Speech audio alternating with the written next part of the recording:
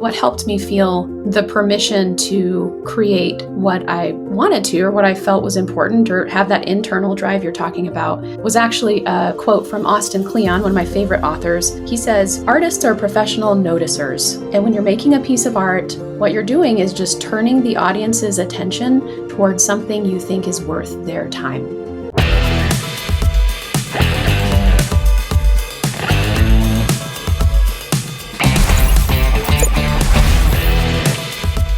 Welcome back, everyone, to the Sparks of Gratitude podcast. I am your host, Randy Sparks, and I am excited that you can join us today. We have an amazing guest, Lauren Spangler, who is an artist, musician, creativity coach, believer in gratitude, mother, and just a bearer of an awesome smile. And we're happy to have you here today, Lauren. Thank you so much for having me, Randy. It's a treat to be here with you. Yeah, well, we're excited to have guests who believe in gratitude, who believe in putting out positivity and goodness in the world. And that's something that I have learned that you are doing and you're passionate about. And we can learn more about that. So welcome. Thank you so much. Yeah, I'm so glad to be here. I feel like gratitude has been a theme for a lot of my work, a lot of my life. And I'm just excited to be here and talk with you about it all. Well, amazing. And everybody, remember, if you like listening to this, it's always hard for me to ask, but please tell us about it. Hit a like, subscribe if you're watching on YouTube or listening on your favorite podcast platform. It really helps. And then we can get awesome guests like Lauren in here more often. So let's get on with this. Lauren, how about we start with learning a little bit about you and maybe even just what's getting you excited this morning? Absolutely. I am an artist. I paint, I make music, I write. I'm also a creativity coach. So I work with people who want to bring their gifts and talents, into the world more fully, but need a little help getting past blocks or just closing the gap between their big vision and kind of like what they're experiencing every day with their art. And I'm also a wife and a mom of two. And so yeah, there's a lot going on in my life. Lots of fun. Lots going on, and it's all fun. Yeah. Well, just saying that you're a mom of two, tell me about your kids. Oh yeah, man, I could talk all day about my kids. You might have to cut me off here, but my oldest is 5 and my youngest is 3. They are both boys, so my house is covered in trains and dinosaurs and Legos, and it's very happy chaos where we're having a blast. Chaos. I love that. Happy chaos. I think any parent can identify with that. Yeah. And they're 2 boys. Yes. And did you always expect you'd have boys, or did you want your little princess? Caught me off guard. I grew up with a sister in a house of girls, and I was not prepared for the life that is a house of boys, but I love it. It's been the biggest adventure of my life, and it's just great. And actually, it inspires a lot of my work. A lot of my artwork is about my family in some way or another. My kids show up in a lot of my work, and yeah, that's, I guess, I've done art for a lot longer than I've been a mom, but I think my art sort of came into its own once I became a mom and started using the artwork as a way to sort of reflect and capture and make meaning out of the experience of having a family. Well, I think that may lead us to some interesting things about you is one, your passion for art and where that came from, and then how that evolved differently when you had children, where you say that it evolved and became maybe more impactful at that point. So maybe give us your background in, art and music and where this passion came from. And Sure. I've always loved to paint and draw and make music. And, growing up, whenever I had a spare scrap of time, I was usually at the piano or like with my sketch pad somewhere. And so then I went to school for art, went to college and studied it. And eventually when I picked up painting, I actually have I have this memory of the first acrylic painting I ever did. I was so proud of it. It was a picture of a tree on a hill with the moon. And I posted it online, and a friend of mine commented, and he was like, "What are you even saying with this? Like, there's no message here. Like, this is just hotel art. Like, it's just fluffy. Like, you have to say something with your work." And actually, in that moment, like my confidence around my art just crumbled because for my whole entire life, I had just made things that made me happy. And this tree made me happy. So I had painted it. But in that moment, I thought, maybe he's right. Like maybe artwork should make some sort of statement or shine light on some sort of like deep truth. And maybe painting a tree on a hill doesn't do that.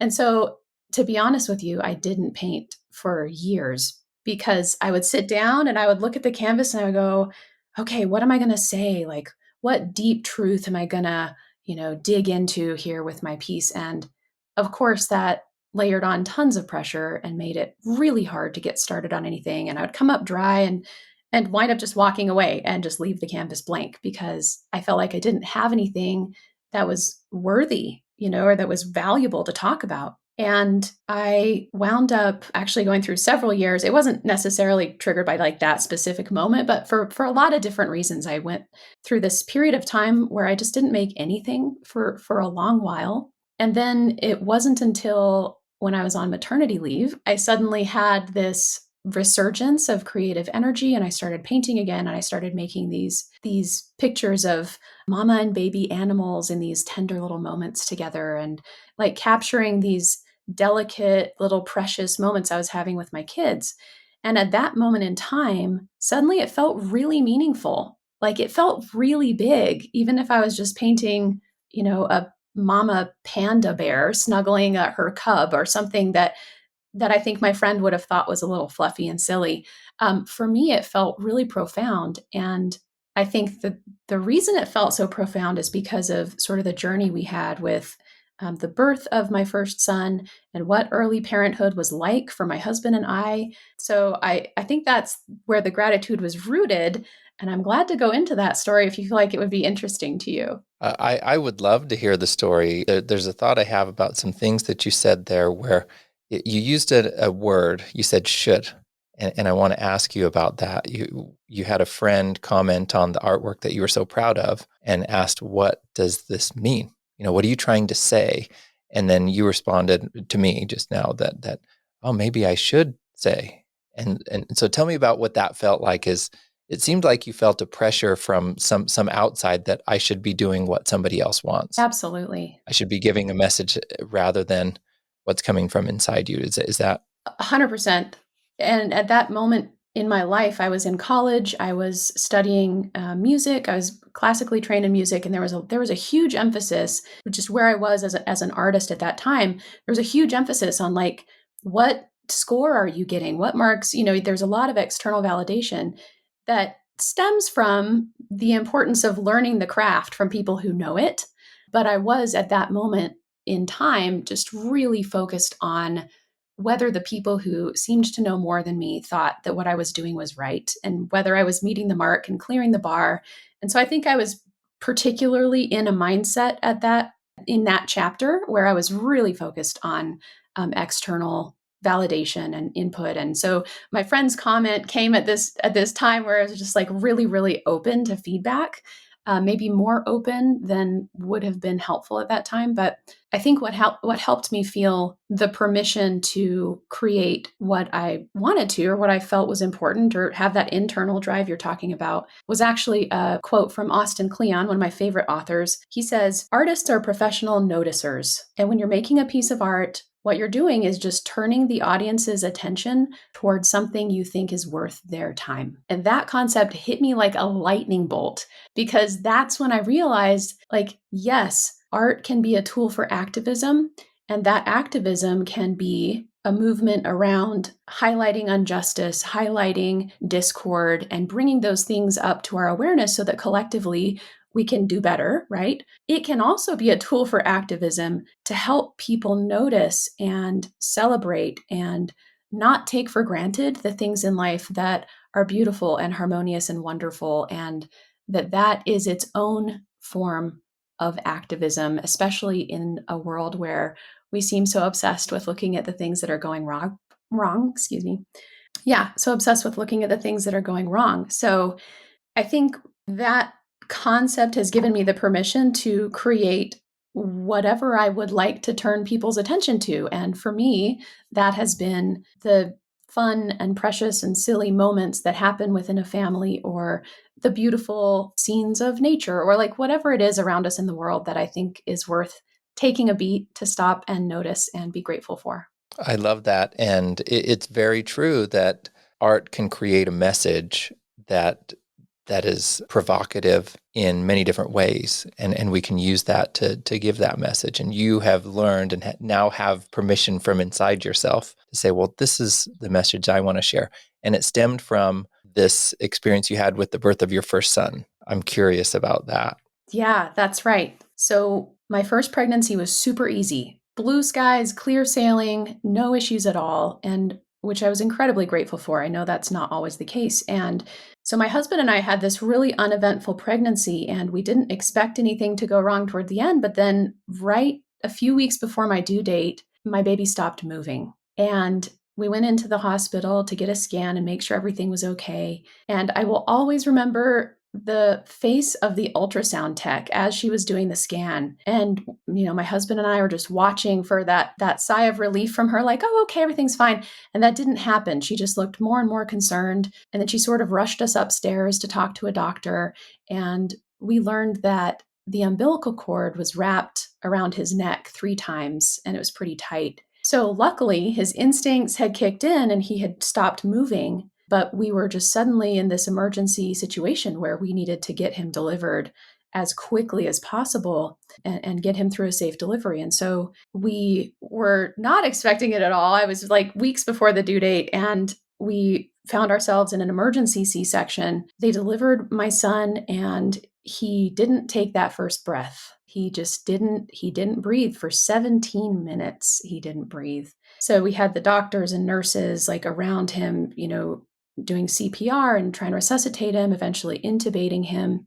And they rushed him off to the neonatal intensive care unit. For 7 days, he was there in the NICU being monitored and being cared for. And, all of the neurologists and the entire care staff were just trying to understand whether he had sustained brain damage from the oxygen deprivation, because we had no idea the scale of impact that this had had on him during the birth. So this sense of powerlessness that we felt and vulnerability that we felt during that time was devastating. And just, man, those were the longest 7 days of my life, because we're trying to be new parents and trying to understand how to care for our sweet baby. And we can't even hold him. He's in one of those little baby greenhouses, I called them. But, it's this really scary side of parenthood that I had never anticipated, never experienced. And while we were in the NICU, we're alongside all these other moms and dads whose babies were in the NICU for various reasons. And it just sort of brought to my awareness how fragile these little lives are and how much can go wrong, which really threw me for a loop because I just hadn't considered it. It's one of those things you don't know about till you get there. So after several days of monitoring, the neurologist came up to my husband and I and said, I don't get to give good news very often, but I will tell you, we've run all the tests, we've done all the scans, we've looked at your baby's brain at every aspect of his development that we can tell so far, and he's going to be okay. Like, your little boy is going to be fine. And that moment of relief and gratitude is just unparalleled. I've never experienced anything before or since that made me feel so deeply grateful. Not just grateful for the doctors and the nurses and the care team, but grateful for just the good fortune and the deep blessing that we received in him making it through that experience with very minimal damage. So then we carry home this healthy baby, and he's amazing. He's an incredible kid. It's been such a treat to watch him grow. And I feel like the way that I've mothered him has been different, because I know I always would have loved him wholeheartedly, but the way that the gratitude to have him in our lives, because of course you're grateful to have your kids, but when you almost don't have your kids and then you get to keep them, that gratitude is reinforced in this really, really deep way. And so, like, even when we were home in those newborn days and, he's crying in the middle of the night for hours, I remember not feeling like, oh, I wish he'd stop crying. The thought for me was, listen to those lungs. Listen to this little boy who can cry. And then when he started running through the house and like wreaking havoc and making messes, and, I didn't feel annoyed. It was like, look at him walking. Look at his ability to run and reach and play. And the fact that he almost didn't have that capability in his body was so present for me that these little things throughout his childhood became opportunities for gratitude. So that gratitude really carried me through his first couple of years. And it wasn't until I was pregnant for the second time that I realized, alongside gratitude, the other like souvenir that I had carried out of that experience was some pretty deeply held anxieties around what can go wrong in a pregnancy, what can go wrong in a birth. And so when I had my second child, luckily I had the wisdom and guidance of a fabulous therapist who helped my husband and I embrace that experience in that season. But I was also struggling with a lot of postpartum anxiety and just this sensation that something could go wrong at any minute and that we could have this like life-changing emergency at any time. And I realized at some point when my second son was a baby that the anxiety of that and the fear of something bad happening to him had the potential to just swallow up all the joy that was also available in that season, and that it was this fleeting season. I wasn't going to have a baby and a toddler for very long. And so I got really intentional about what I wanted to carry out and what I wanted to remember and what I wanted to keep from that season. And I started making these paintings that captured for me these little moments of those peaceful snuggles or the, silly playtimes or whatever it was, like whatever I was experiencing with my kids, I would start capturing in these little paintings of animal families doing the same things that we were. And it was a beautiful way for me to refocus myself on what I was grateful for and what was going right. And that's my favorite. It's my favorite work I've ever done. I wound up creating 50 of these little paintings during that season of time. And I look back now, my youngest is 3, so it's been a few years, but I look back now at those pieces, and they really are imbued with what we were experiencing together and what I was feeling in that time, in those beginning days of our family. So anyway, they're very precious pieces to me because they carry the gratitude that I wanted to carry out, and they help me remember all that bonding that occurred. And yeah, it's been really fun to share those and see, as I've shared those pieces online, I've seen them hit home with other moms and dads who look at the work and say, oh my gosh, this makes me think of my little one. And I think that's extremely rewarding to be able to say, like, this matters to me, this is meaningful, and put it out into the world. And someone else says, me too. I love it when my kid does that, or I love this interaction with my toddler, whatever it is. And so seeing that resonance has also been deeply rewarding and has now expanded what I'm grateful for, because now I'm grateful for this whole group of people that I'm connected with who all find these same things to be precious and important and worth celebrating and being grateful for. Well, that's an amazing journey. I have a couple questions about that because, oh my goodness, the worry and heartache of your first son and 7 days of not knowing is just, what got you through those 7 days? What was supporting you and sustaining you through that? One step at a time, one test at a time, one feeding at a time. For me personally, my husband was a huge source of strength. When my baby first went to the NICU, he had to be rushed to a different hospital because the hospital we were at didn't have neurological monitoring equipment. And so my husband actually went with him, and we had this moment of like, oh my gosh, what do we do? Like, here we are, a new family, and everybody's going in different directions. I couldn't travel in the ambulance with him because I had just had surgery. And so I needed to stay at the first hospital to recover for a day before they could transport me. But so from that first moment of like, this isn't going the way we planned, what do we do? And I remember my husband just looking at me, and we both knew, like, we're going to make it through this. And he said, I'm going to go with the baby and you're going to be okay. And I was like, yes, that's exactly what needs to happen. And from that moment, I can probably count on one hand the number of times my husband left the baby's side. I mean, he was there day in and day out, sleepless nights in the NICU, just doing everything we could. And for me, there was so little that I could do to help. And the one thing that I was able to do, the NICU nurses told us that babies are very comforted by the scent of their mother and by colostrum. And so they gave me a pump, and they gave me this little, they called it a scent stick. And it was literally just a little felt pillow that I would just tuck in my hospital gown. And I couldn't, for the first couple days, I couldn't walk down to the NICU once I was even transferred to the new hospital.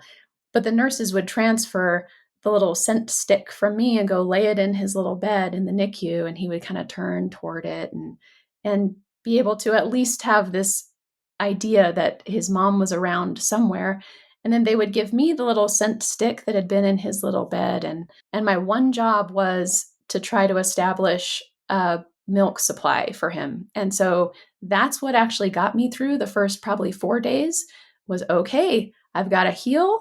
I've got to send him this little pillow and I've got to pump and I've got to make sure that I get that colostrum ready because this baby's going to need nutrients and just focusing on the piece that I could control. And I was fortunate. We were able to establish a supply with the pump. And then when I was able to hold him on day 4 and then eventually nurse him, like it all worked out and we were able to sort of be reunited. But just those small, tiny things that the medical team gave us to like be able to contribute in some small way when really the biggest care he was getting at that moment was like the neurologist team and, the doctors who were doing interventions to make sure that swelling in his brain and damage to his system was minimal. That was probably like the lion's share of what he needed right then. But if I could send a little pillow down the hall, that's what I felt like I could do. And it was helpful to have that way to help. And then beyond that, just hope and faith that whatever happened, we could manage. At one point, about 3 days in, we hadn't been able to hold him yet. We hadn't gotten any results from any of the meaningful tests. I mean, it was still a lot was in the air. And my husband was sitting on the edge of the hospital bed and we were talking about what do we do in the worst case scenario? Well, the worst case scenario hadn't happened because we hadn't lost him during the delivery. But then there was this whole new option set of the different ways that our life with him might look and the different types of help and support he might need based on, how much damage there was or wasn't to his system. And my husband sat on the edge of the hospital bed. I remember him saying, no matter what type of abilities he winds up with, there is no better family for him to be in because we are going to give him whatever care he needs, whatever that looks like. That's beautiful. I love how you said, one, what got you through this was you had a job. You could say, well, I can do A, B, and C. Mm-hmm. It's like, I've got a job. This is what I have control over. And then you surrendered the rest to hope and faith and belief that this is something that you could manage whatever happens rather than expecting something out of your control. So, Yeah. but I think that's a very sweet and perspective. And especially what your son or your husband said, that no matter what happens, we're the best for this. And we got it. Yeah. I had, in fact, it was my first episode of this podcast was with Dr. Paul Jenkins. And people listening to this, please don't ever get sick of me talking about him because he's impactful to me and many other people. But one of the exercises that he had my wife and I go through when we'd visit with him he's a psychologist, years ago when we met him. And one of them was, imagining things that could happen because sometimes there's those fears and anxieties of, well, what if this happens? What if that happens? And he says, well, what if it did? What'd you do? What would you do? It's like, okay. And then what? And then what? And so none of these things actually had happened, but he's like, well, let's play it out. And so we went there. And at the end, going, into the deepest, darkest realms of these imagined fears, say, you're going to be fine. You'll get through it.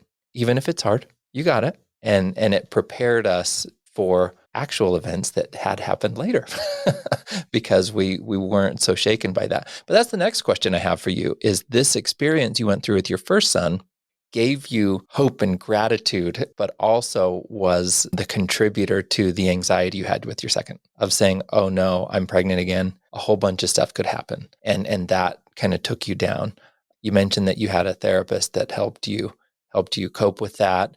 And then eventually that's when you learn to say, well, I can produce this art that expresses what's meaningful to me. And if you're listening or watching this, I mean, you can see these pieces that she's created and they're whimsical and loving pieces of art with kind of parent-child animals in different scenes. And they're fun. I mean, I think they'd be amazing pieces, especially in a childhood room. Thank you, Andy. So, but especially your story behind it, now all of a sudden it becomes way more meaningful. So, yeah, I appreciate you sharing that story with us. It's beautiful. Thank you. Yeah, it's been interesting to dig into. Like, I think when I was painting the pieces, it wasn't really a conscious exercise in gratitude. It was more, I think the most conscious thought I had at the time was like, what do I want to I want to carry these memories out. I want to carry them out of this maternity leave and out of this time. And looking back, I now realize what a powerful antidote it was to focus me back onto the gratitude and focus away from those fears, those what ifs. It is very powerful medicine to say, whatever happens, I will be ready for it. I will be okay. The most profound bumper sticker I ever saw in traffic was, a bird does not worry whether the branch will break because he trusts his wings. That, man, that's heavy. That's beautiful. That's something that has stuck with me through some challenging chapters of life. And yeah, I think being able to both prepare for the things that might be unexpected in terms of building just internal resilience and fortitude, and also be able to hold with lightness and love and happiness the things that are going right and that aren't going wrong, is a challenging thing to do, but has been one of Well, the more that rewarding. makes me, yeah, I didn't mean to No, interrupt not at there, all. but I love that bumper sticker statement. It seems like more powerful a statement than belongs on a bumper sticker. For sure, right? I was shocked sitting Um, in traffic, like I just got a life lesson in rush hour. and well, and so I ask you that question of, what do you do to help trust your wings? There are big and little things that happen every single day that require that resilience and that flexibility and that ability to trust that you know what next step needs to happen. And just doing those little things each day, it doesn't take a lot. It doesn't require a big ritual or a big practice. It's just when you're confronted with those little bumps in the road, gracefully navigating them. And then when you get past the bump in the road, going, wow, I just overcame that and it's okay. And look at the good that came from it. You sort of train your brain to notice your own capability. And parenthood sure opens up lots of those opportunities all the time to sort of recognize a challenge, overcome it, and then recognize that you overcame it. And then the next time you're facing a challenge that feels a little bigger and a little scarier, to go, man, I have 100% successful track record of making it through every day that came before this. So whatever is coming up next today is going to be fine, and I'm going to make it through, and I'm going to come out on the other side, and I probably will have learned something. So just staying focused there. Yeah, powerful words. Everybody listening, remember, you all have 100% track record in getting through the bad days. Yes. If you're listening, you've got 100% record. I love that you said that. Well, you've learned a few things along the way about your own resilience, about what's helped you through your own anxiety and be able to bring joy and purpose into your life, some of that through the art that you do. But you've also moved into helping others with that. Maybe tell us a little bit about your creativity coaching and how that fits in. So I started sharing artwork and sharing not just the pieces that were done, but just sharing bits and pieces of the process as I was painting things. And I would be sharing this stuff like in the trenches of also mothering a baby and a toddler and having sort of the pace that comes along with that and wearing a lot of hats. And I had people start reaching out and say, like, where do you find time to paint? There's all this stuff going on. You're a mom, you have a job, you have, bills to pay and dishes to wash and all this stuff. And then you're making paintings. Like, how does that work? And I realized that there are a lot of people out there who have a desire to be creative, to go paint something or write a book or start a podcast or whatever the hope and dream and vision may be, but feel like it's just not possible because it doesn't fit in with the constraints of real life and all these other roles and priorities that they have to uphold.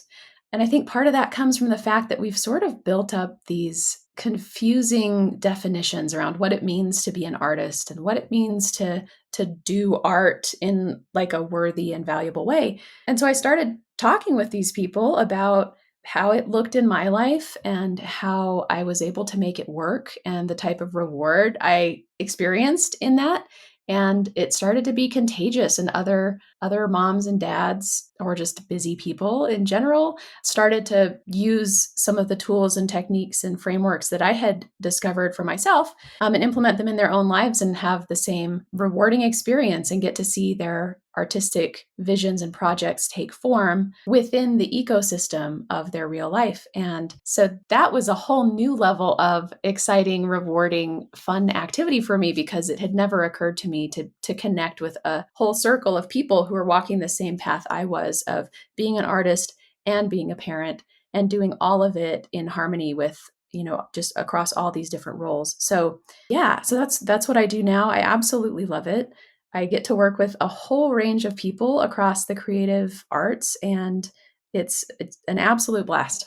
And so that just kind of happened. You kind of stumbled into it because people were asking you, "Oh my gosh, how do you do it?" I mean, you're a mom and you're busy Yeah. and you're still creating art and doing your thing. How do you find the time? Well, I also have a career. I've been a strategist for several years, in like a corporate strategist and coach, and working with people in a corporate setting, executives and professionals, to say, where do you want to go? How are you going to get there from where you are now? So in a professional setting, I had built those skills to coach and consult on goal setting and goal achieving, right?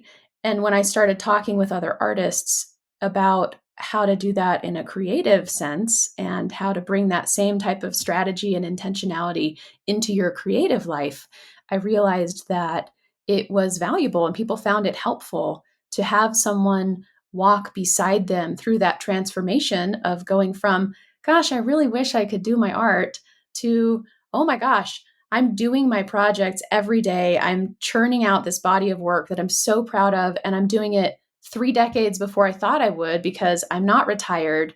I still am maintaining my professional discipline. I didn't have to leave my career to now be a fulfilled artist. And to have someone coach them through that process and show them the way and lay out a path with like tried and true strategies to be able to get there, is combining those two skill sets of artist and strategist, and then serving the community of people that I really resonate with because they're artists like myself, and we naturally have a lot to talk about. Well, talk to us a little bit about how that you've done this and been able to work with hundreds of people as a creativity coach and strategist. Maybe tell us what some of those experiences have been like, some highlights, and then it'd be nice for me because I'm curious at, rubber meets the road. What are kind of some tips that you use and tools and strategies to help people? Absolutely. There are some commonalities across people who practice different types of art. So whether I'm talking to a painter or a writer or a musician or whoever,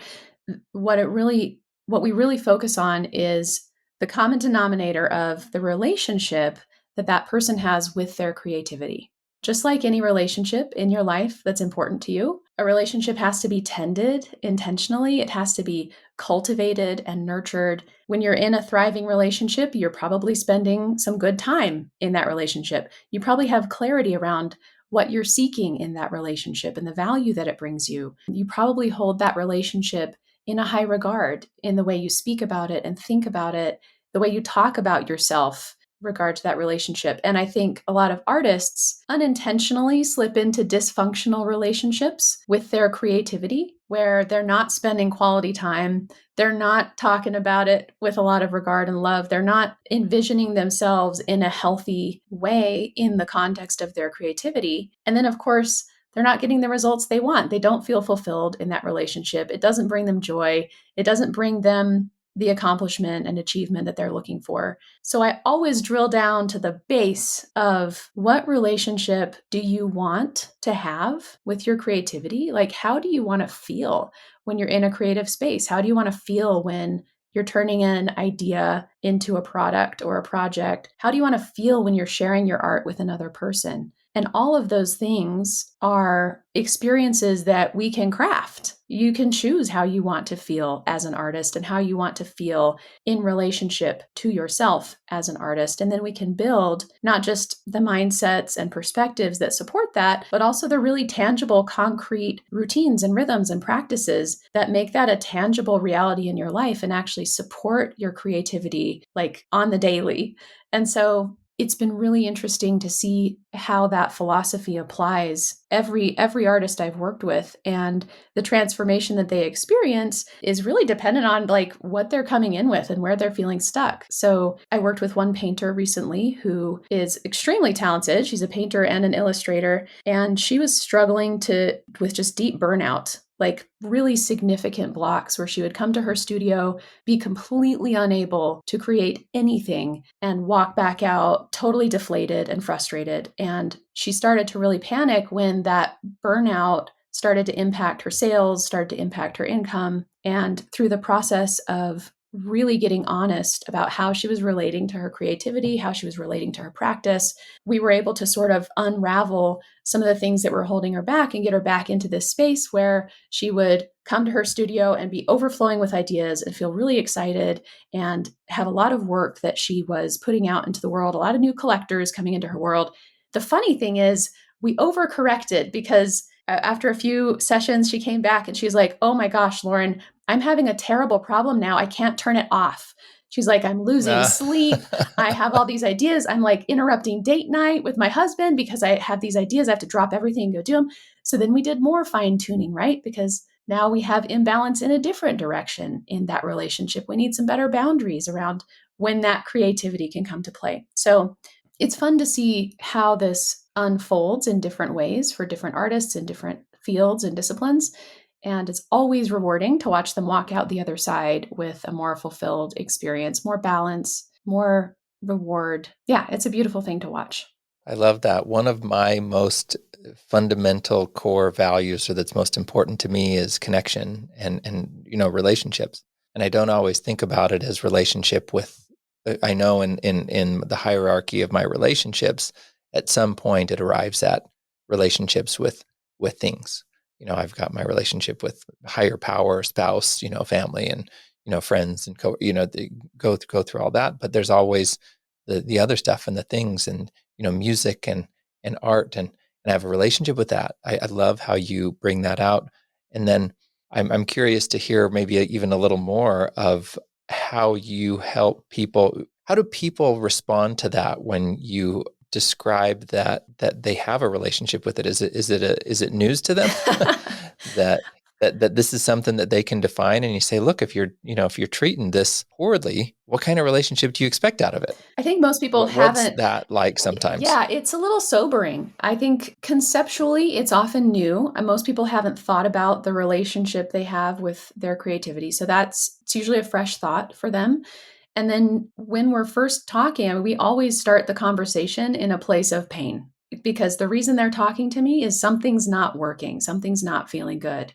And it's a little bit uncomfortable to be honest with ourselves about what's not working and why it's not working. And it's just like, if you've ever been to marriage counseling or therapy or anything, in those initial meetings, you're trying to diagnose where the friction is, where the mismatch is, where the challenge is. And sometimes when we get into this space of reflecting, it's very important to me to set up a very safe and comfortable container for people to do that exploration. I feel like we have to feel safe and well supported to actually get into any real reflection. So I don't think it's uncomfortable in the sense of, being a painful process, but I do think that it brings to the surface maybe some things about ourselves we haven't been paying attention to or haven't been looking at.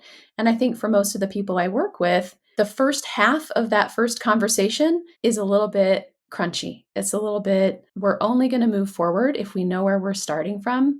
And to actually speak those things out loud and talk through like what is hard can be challenging. The second half of that conversation, it's really interesting to watch the lightness start to come in. The sense that once someone gets that off their chest and actually names the struggle, I get to watch them sort of start to have a little more buoyancy and a little bit more relief. Like, oh, now that I know what the problem is, I feel like I can take a step to fix it. Now that I know like what mountain I'm climbing, I can pick a path and I can start climbing it. And there then becomes this agency around the sense of control and power a person has to actually change their story and change their experience. So the second half of that conversation is usually actually quite energizing once the clarity And comes in. and when you coach somebody, what's generally the whole process like?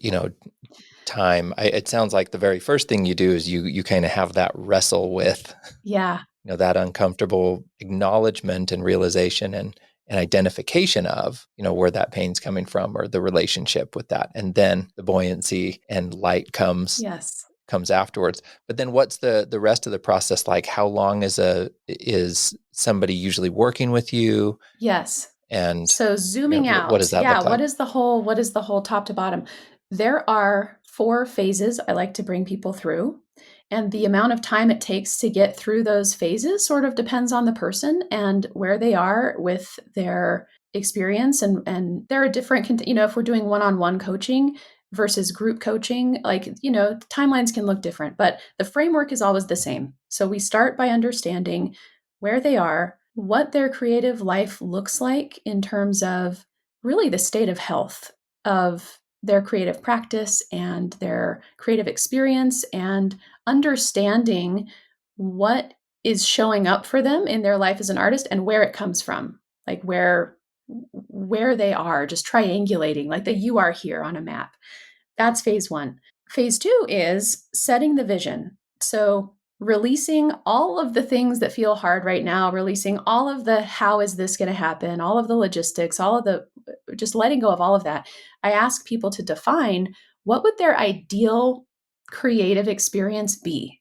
Like if they could just experience anything as an artist, and importantly here, I'm talking about inner experience. I'm talking about how they feel in their practice, how it feels to make their work, how it feels to share their work, how they feel about the way their body of work is evolving over time, as opposed to external accolades like, well, I want to win this award and I want to have this many contracts and I want to have this many collectors. Like we peel away all that external stuff because what matters to me is the internal experience, the inward relationship with the creativity. That's what we have to get healthy first, because any wildly successful artist, underneath of that is a thriving relationship with their creativity. So that's the foundation we have to start with.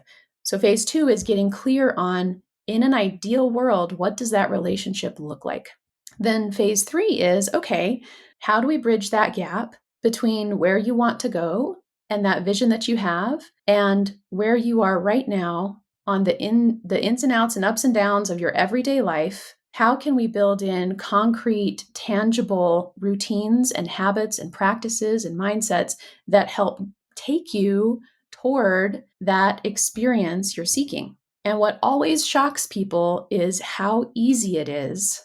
Phase 3 is shorter than everybody thinks it will be, because when you get clear on what you want to experience as an artist, and then you think of some really practical, concrete ways to do that, like it's actually amazingly easy to shift that experience toward more of what you want it to be.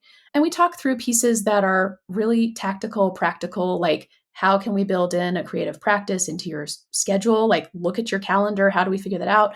Or what support systems do we need to recruit to be able to protect that time? What tools and equipment and materials and space? Sometimes I'm working with people who are really advanced and already have like their creative patterns worked out. Sometimes I'm working with people who just have had this lifelong dream to do this creative thing and they just have never done it. So then we're starting from scratch and we're building from the ground up to sort of bring them that whole infrastructure that they need to do it. But once we start moving that direction, it's not too long usually before people are starting to have that relationship with their work that they've been looking for. So then phase 4, which is sometimes my favorite part, is building a roadmap for creative living past when our time is done. Because I really want the practices and mindsets and like this new reality that artists have built while we're working together. I want that to survive long past our time is complete. And so then we sit down and start to set goals for like way out on the horizon, like big things way out there. Where do you want your artistic life to take you over the next 5 years, 10 years? And then we start to build a roadmap for how you can stay rooted in that vision every step of the way while you walk that path. And how do you balance that with these other priorities, whether it's parenthood, whether it's you're a business owner or you have a day job, or whatever those other roles are, those other hats that you wear. How can we make sure that over time your hat as an artist, as a creator, continues to receive the right portion of your attention and your energy? And how can we make sure that it remains in balance with all the other important things that you're going to advance over that time as well? Awesome. Well, you've dialed in the process. I love that. Where are you now? Define what relationship looks like. That seems like that's the hardest part. Yeah. And then how are you going to bridge that gap and then build the roadmap to keep this thing going? Yep. Did I summarize it okay? Is that 100%. Yeah, I could have just said that. That would have saved us several minutes, wouldn't Yeah, but it? I want to know what's underneath all that. And it sounds like you've helped a lot of people with that, but that you've done the work yourself. And it takes doing the work yourself to be able to then build that framework and be able to help others. And this has been so fun learning from you and learning about what's inspired you and some of the challenges you've gone through that have created the opportunity for that inspiration. Thank you so much, Randy. It has been a delight to be here and chat with you, and I really hope this conversation helps people. Me too. And how it may help people is number one, if you want to find Lauren, why don't you tell people where they can find you? Oh, absolutely. So, if you're listening to this conversation and you're wanting to sort of take a pulse on your own creative well being, I've put together a quick 10-minute self assessment. I call it my Spark or Sputter test. It's totally free. You don't even need an email to download it. You can just head over to laurenspangler.com/spark. And when you take that assessment, it will highlight for you some places in your creative life where things might be going well and some other places where you might make some changes to experience more balance and fulfillment over time. So that's usually where people get plugged in and start to learn about me and my work. And also, if you want to see what's happening in my studio right now, I am hanging out on Instagram. I'm at Lauren Spangler, and I would love to connect there too. Yeah, and we'll make sure to put those in the description here so everybody can see that. And everybody, as always, remember, if you like this, go ahead and subscribe to this, tell your friends about it. The more people that check this out, the more we can do. And Lauren, thank you so much for sharing your time with us. And thank you so much for inspiring other people, because I believe that if we can spread goodness to one more person who spreads goodness to one more person, I mean, it's going to change the world. So I'm grateful for you, Lauren. You too, Randy. And I Thank you hope we so can talk much. again soon. Absolutely. Take care.